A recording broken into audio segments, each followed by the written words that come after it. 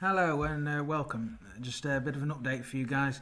I know you're finding it tough at home at the minute, so I thought if I put together a short little clip looking at the lesson and the work that I'm asking you to do, then it may help your understanding. So this is lesson 2. We are looking at optimising training to avoid injury.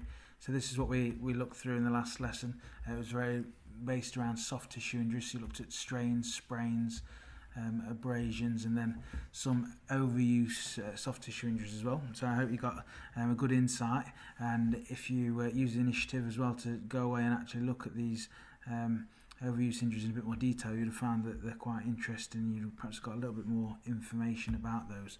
And then finally it was about management techniques, so quite a common acronym, RICE, used to look after soft tissue injuries. So we're just going to look at lesson 2, and there's a few starter questions for you there, and you can work through those at your own pace in your workbooks. So we're going to look specifically at concussions, hard tissue injuries and dislocations in this session. So I'm going to try and keep it all to about 5 minutes in length. So first thing, so concussions occur after a trauma to the head. So ultimately what happens is when you get a sudden impact to your head, your brain shakes and it hits the side of your cranium. And when that happens, that creates a concussion. So what you tend to find is, depending on how heavy the impact was and the blow to the head, it could result in a seizure or a potential loss of consciousness. People are often disorientated and they have balance problems. You may find that it may knock somebody out, so they may be on the floor motionless. You may have seen this before in boxing, what's termed like a knockout. If somebody loses consciousness for a very brief moment in time, they can then stand up and eventually they find the bearings, but they will appear disorientated and confused. And they may have some sort of headache or dizziness as a result. It can sometimes lead to nausea and vomiting, depending on the severity. So if you want to have a quick look into this, is a really interesting clip here. This clip looks at a case study of a rugby player, George North, you may be familiar with. So George North is a really famous rugby player for Wales. When you take the field in any jersey, it's not only physical, it's emotionally you attach yourself to. If I went... Didn't look like anyone in the game could stop him. A prodigy at 18, by 20 he was a game changer for Wales and the Lions, setting records at breakneck speed. Yet all that achievement adds up to miles on the clock. Risk is part of the game, but rugby...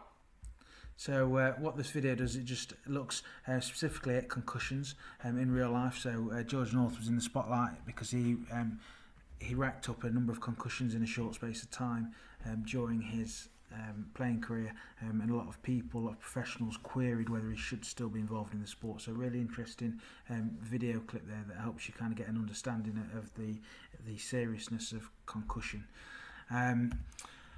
So next thing, just have a look. There's a bit of an article here. So it was quite a big thing in the media about 6 months ago, where health professionals suggested that school rugby should be banned, and people should be basically, teachers were not equipped with the skill set to be able to deliver rugby safely. So the amount of, if you think about the concussions and the amount of collisions that happen in schools rugby, and the education of students not really understanding how to tackle safely, there was talks about links to dementia in later life and lots of issues with the brain in later life, and various different illnesses that came as a result of that. So I'm just trying to load this article up now for you. It doesn't appear to be loading very quickly. So yeah, again, if you have a read about this, and there's a bit of a task for you to discuss what you think and what types of measures, if you think about linking back to health and safety and about the different rules about protective equipment and various different things, what do you think people could do to make this sport safer? What precautions do you think teachers could take to ensure that students received not only a high quality rugby experience but also a safe rugby experience. So there's a bit of an article there that I'd like you to have a bit of a read of as well. And then if we move on, more specifically looking at hard tissue injuries, so there's two different types of hard tissue injuries that you need to be aware of, but there's also two types of fractures. There's first of all there's an open fracture and a closed fracture. So now what you find is that if we look at specifically at the top one, the simple fracture first, the simple fracture and closed fracture are the same. It's different terms used interchangeably, but basically a simple fracture is where the bone breaks, however it doesn't pierce the skin. So the break, if you look in the bottom image around here, look, you can see that an example of a simple fracture where the bone is clearly broken, but the bone doesn't pierce the surface of the skin. So that can be obviously quite painful and perhaps in some cases less severe than a more complex open fracture where the bone actually pierces the skin.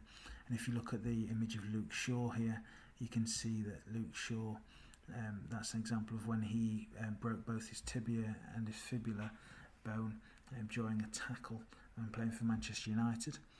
So what I'd like you to do is, if you just make the very brief notes on the two different types of fracture and be aware of what each one is and how they look. And then finally looking specifically more at dislocations, so the displacement of one bone from another out of its original position, usually occur from either a direct collision or a fall. If you think about rugby players, they often find themselves suffering from dislocations. Now what happens is when a rugby player is tackled, if their hands are holding the ball, they can often fall onto their shoulder, which causes quite a sharp blow, which would knock one of the bones out of the joint, causing that dislocation to occur, and they can be quite painful. So for all of these different types of injuries, it's important to understand the different symptoms, and a lot of them are very common, very similar to each other. So lots of injuries are associated with severe pain, loss of movement, specifically with the fractures and the dislocations, you get deformity, so they don't look their usual shape.